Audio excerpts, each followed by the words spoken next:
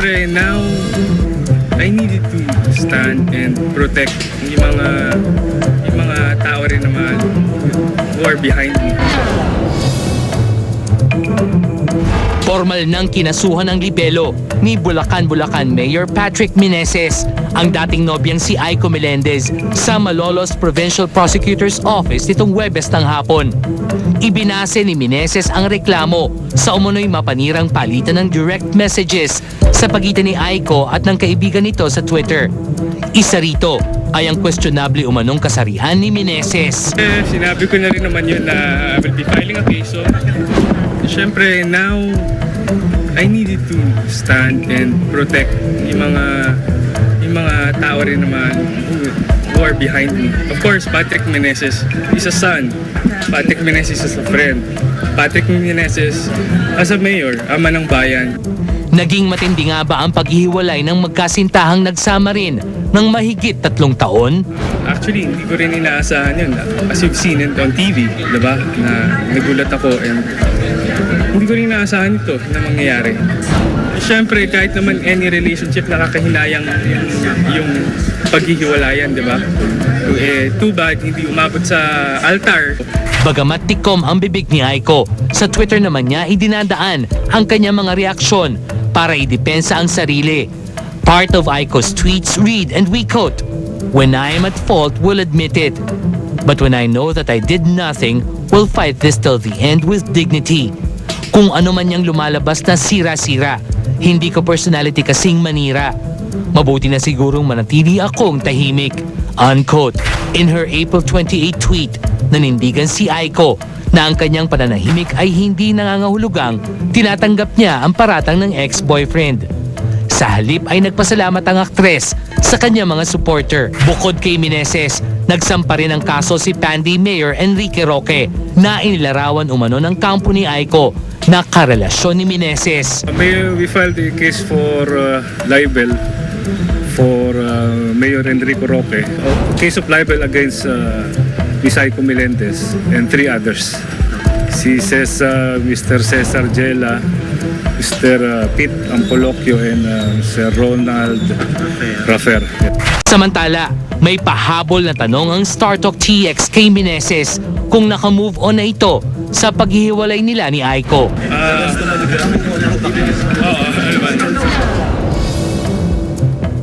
Isang linggong pahinga. So tama lang, naumpisahan na! Unggoy ang Jari lang with tabloid ting ng Ting na Tigbaks Authority!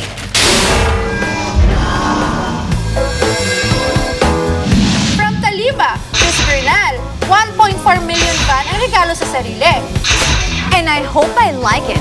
From Pinoy Paratse, Bibi ni Sunshine Deso niregaluhan ng kotse worth 1.8 million. Ning, talo ko ng baby.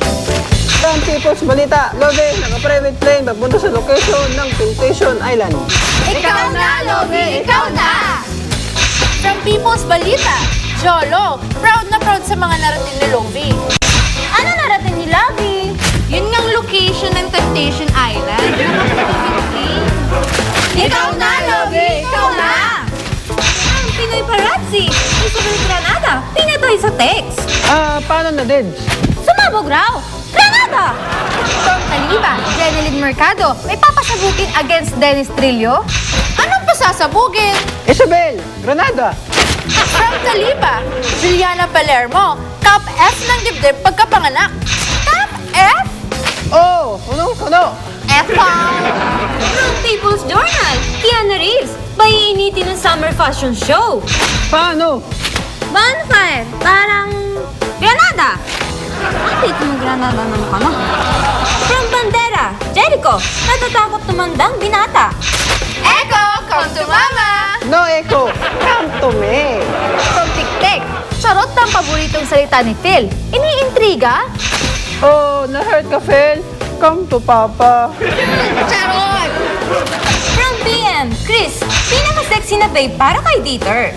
Charot! Sabi ni Phil. Charot! From Tik-Tik, Casey Concepcion ayaw nang gumawa ng movie. Charot! Na charot! Tuti Mac! Ha? From Taliba, Gloria Diaz, alay na lang ni Isabel. Wait lang kayo sa Q&A portion. Kabog na Gloria si Isabel. And world peace! From Bandera, Regeno, Makaling Hamburger ang pinaglilihian. Paano kung murang burger yung pinigay? Eh di kakanta siya ng Ako!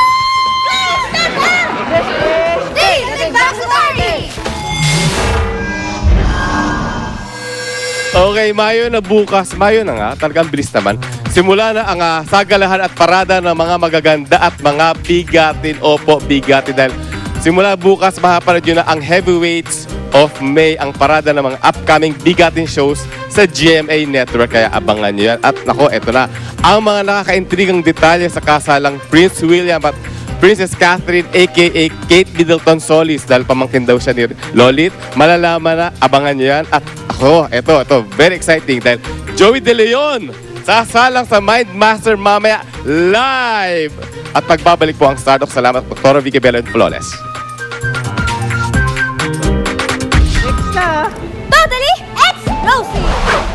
Matapos di umanong mauwi sa hindi maganda ang kanilang hiwalayan, Dennis Trillo at Janelle Mercado, posible nga bang magkadamandahan? Next na yan! Although merong nag-o-joke na iba na friends or relatives ata na